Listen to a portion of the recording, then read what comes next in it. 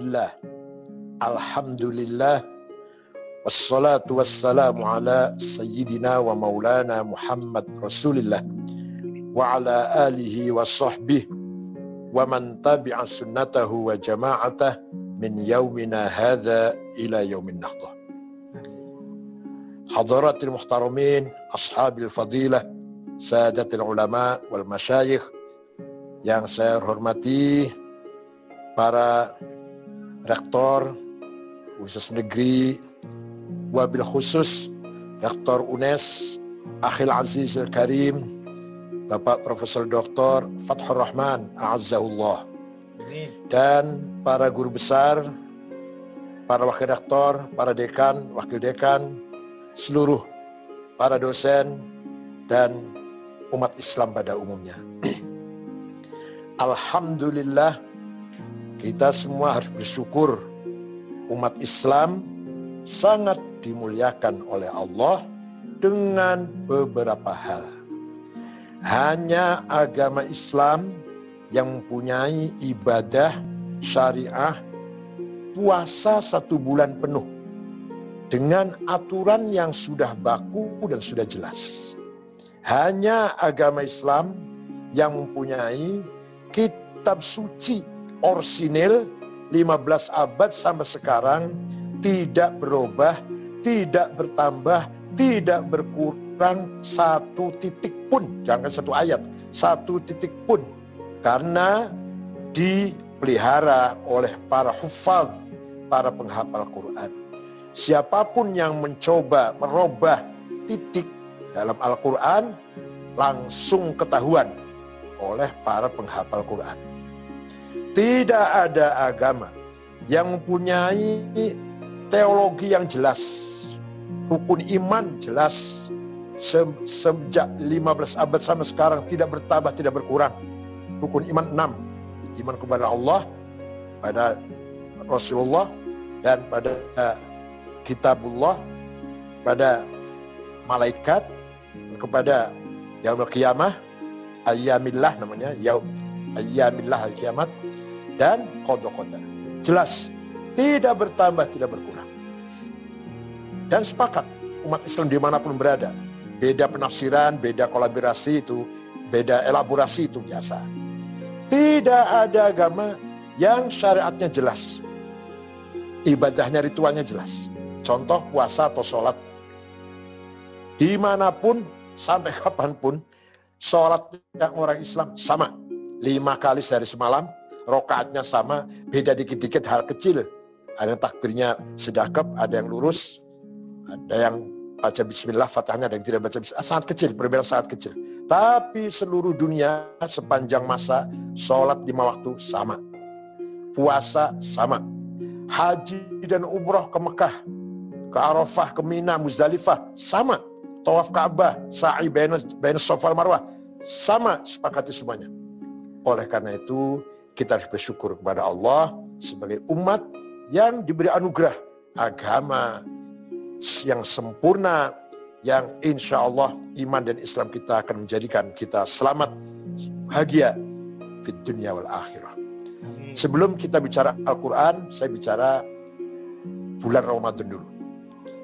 Bulan Ramadan, bulan yang suci. Di mana kesuciannya?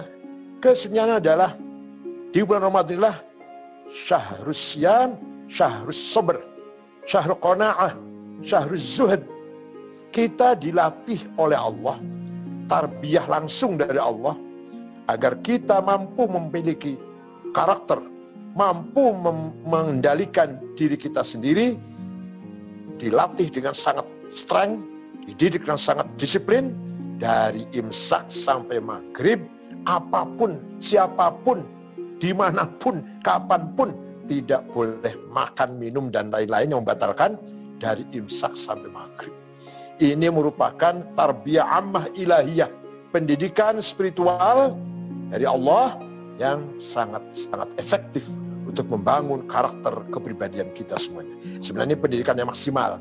Nanti kita ditambah lagi dengan puasa sunnah, dengan hal-hal yang lain, riyadhah, latihan, menggembleng diri kita sendiri, itu yang lain. Ini yang paling wajib dulu, yaitu puasa Ramadan.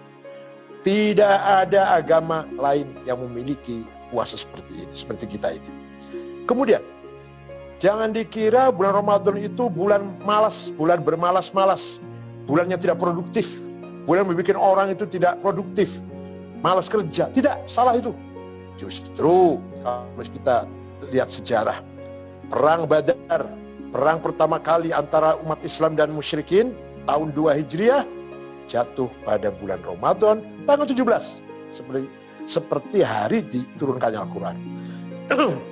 Dan Alhamdulillah, Rasulullah bersama sahabat yang berjumlah 314 orang saja bisa mengalahkan orang Quraisy, kaum musyrikin yang berjumlah kurang lebih 1.000 orang. Kemudian Fathu Makkah, dikuasainya kota Mekah setelah Nabi Muhammad hijrah dari kota Mekah dengan para sahabatnya dengan rasa takut, dengan rasa ngeri. Kemudian tahun 8 Hijriah, Nabi Muhammad SAW bersama sahabatnya berjumlah sekitar kurang lebih 15.000 masuk kota Mekah dengan penuh kemenangan. Kota Mekah masuk Islam semua jadinya, karena Nabi Muhammad memberikan ampunan, amnesti kepada seluruh penduduk kota Mekah, dimaafkan semuanya. Itu jatuh pada bulan Ramadan tahun 8 Hijriah. Ini luar biasa. Oleh karena itu, bulan Ramadan bulan sangat mulia dan sangat produktif, bahkan bisa dibilang syahrul jihad, bulan perjuangan. Satu lagi contoh, Tariq bin Ziyad, seorang budaknya gubernur Mesir, namanya Nusair, memberikan kepercayaan kepada Tariq bin Ziyad sebagai budak. Tariq, kamu saya bebaskan dari budak dengan syarat kamu pimpin pasukan Islam, waktu itu berjumlah 6.000 orang, masuk, nyebrang ke Spanyol ya, ke Andalus, siap. Nah, ketika Tariq bin Ziyad dengan pasukan Islam 6.000 orang memasuki menyeberang Laut Tengah itu, selat dari Maroko ke Spanyol, itu pada bulan Ramadan tahun 92 Hijriah. Satu lagi contoh, negara kita merdeka, proklamator Bung Karno, Bung Hatta, rahimahumullah, memproklamirkan kemerdekaan kita di 1945, itu bulan Agustus tersebut jatuh pada hari Jumat, malah kata orang Jawa Jumat Kliwon. Ada mengandung arti sendiri barangkali waktu orang Jawa ini. Jumat Kliwon, bulan Ramadan.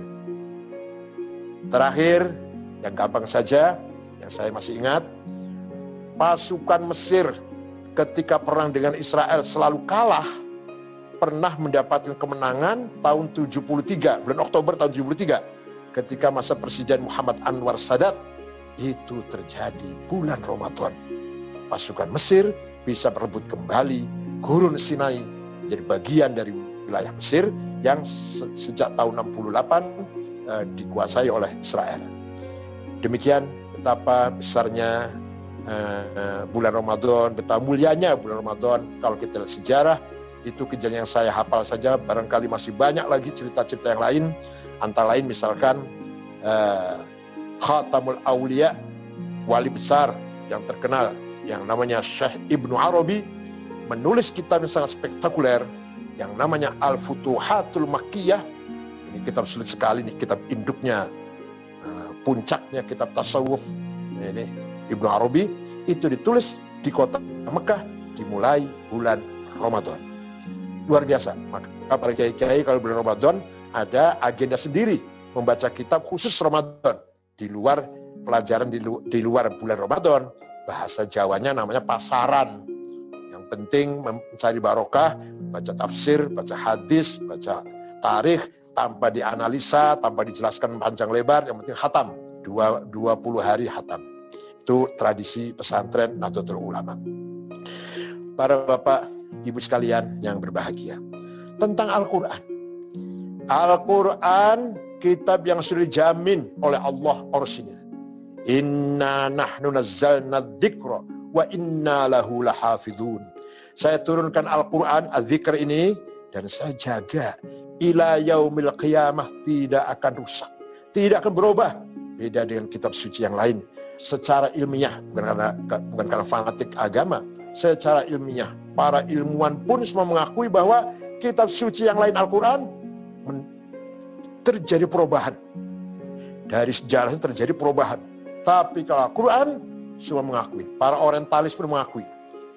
Saya baca Goldschier yang mempunyai kitab tafsir, Madahibut Tafsir fil Islam. Ada tafsir dalam Islam itu orientalis dari Belanda mengatakan Quran semuanya orisinil. Semua keluar dari lisannya Nabi Muhammad. Hanya saja orientalis salahnya itu tidak mengaku itu wahyu, tapi itu karangan, gubahan Nabi Muhammad. Tapi semua sepakat bahwa itu keluar dari lisannya Nabi Muhammad. Beda dengan kitab suci yang lain. Kalau kita tanya misalkan kitab Bible atau The New Testament, The Old Testament, apa betul-betul itu yang keluar dari lisannya Yesus? Nggak bisa jawab mereka, nggak bisa jawab. Karena tidak ada penelitian yang sangat detail, ilmu yang membahas keorisinilan kitab suci yang lain. Tapi Al-Quran semua mengakui, walaupun non-Muslim, Quran itu semua keluar dari lisannya Muhammad. Hanya kalau kita meyakini dan harus meyakini, Quran itu wahyun minallah, bukan karangan, gubahan, bikin-bikinan Nabi Muhammad, bukan. Betul-betul wahyu dari